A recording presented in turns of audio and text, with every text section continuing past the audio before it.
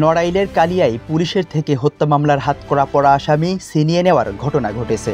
মোহাম্মদ আজিজুর বিশ্বাসের পাঠানো রিপোর্টে থাকছে বিস্তারিত। নড়াইলের কালিয়ায় পুলিশের থেকে হত্যা মামলার হাতকড়া পড়া আসামি ছিনিয়ে নেওয়ার ঘটনা ঘটেছে। শনিবার 7 ডিসেম্বর কালিয়া উপজেলার চাঁদপুর গ্রাম থেকে হাতকড়া পড়া অবস্থা 26 শেখ 25 নামের হত্যা মামলার এক আসামি পুলিশের থেকে ছিনিয়ে নেওয়ার অভিযোগ উঠেছে স্বজনদের বিরুদ্ধে। সাব্বির কলেজ শিক্ষার্থী সে নাসিম শেখ হত্যাকাণ্ডের এজাহার নামের আসামি। শনিবার সন্ধ্যায় কালিয়া উপজেলার চাঁদপুর এলাকায় এ ঘটনা ঘটে। আসামি সাব্বির শেখ কালিয়া উপজেলার আলিম শেখের ছেলে। কালিয়া থানার ভারপ্রাপ্ত কর্মকর্তা ওসি মোহাম্মদ রাশিদুল ইসলাম বিষয়টি নিশ্চিত করেছেন।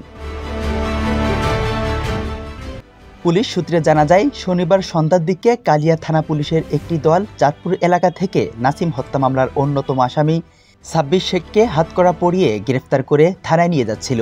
এ সময় পুলিশের গতিরোধ করে আসামির স্বজনরা তাকে পুলিশের থেকে ছিনিয়ে নিয়ে যায়। এ বিষয়ে কালিয়া থানার ভারপ্রাপ্ত কর্মকর্তা ওসি মোহাম্মদ রাশিদুল ইসলাম বলেন, ছিনতাই হওয়া আসামি গ্রেফতারের অভিযান অব্যাহত আছে এবং আসামি ছিনিয়ে নিয়ে যাওয়ার ঘটনায় মামলার কার্যক্রম চলমান রয়েছে। চলতি বছরের গত 8 সেপ্টেম্বর রাতে কালিয়া উপজেলার চাঁদপুর গ্রাম থেকে কলেজ শিক্ষার্থী মোহাম্মদ নাসিম শেখ আরবি পড়ে বাড়ি ফেরার পথে রঘুনাথপুর রাস্তায় তানজারের বাড়ির সামনে আসলে দুর্বৃত্তরা এলোপাতাড়িভাবে কুপিয়ে গুরুতর জখম করে। চিৎকারের শব্দ শুনে স্থানীয় লোকজন আসলে আহত নাসিম শেখকে ফেলে রেখে পালিয়ে যায়। পরে স্থানীয়রা উদ্ধার করে হাসপাতালে নিয়ে গেলে কর্তব্যরত চিকিৎসক মৃত ঘোষণা করেন।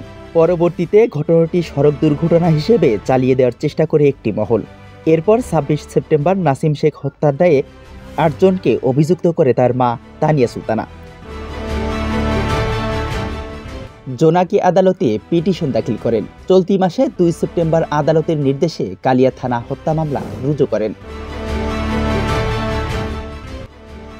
ইমাম হাসান, ই টেলিভিশন।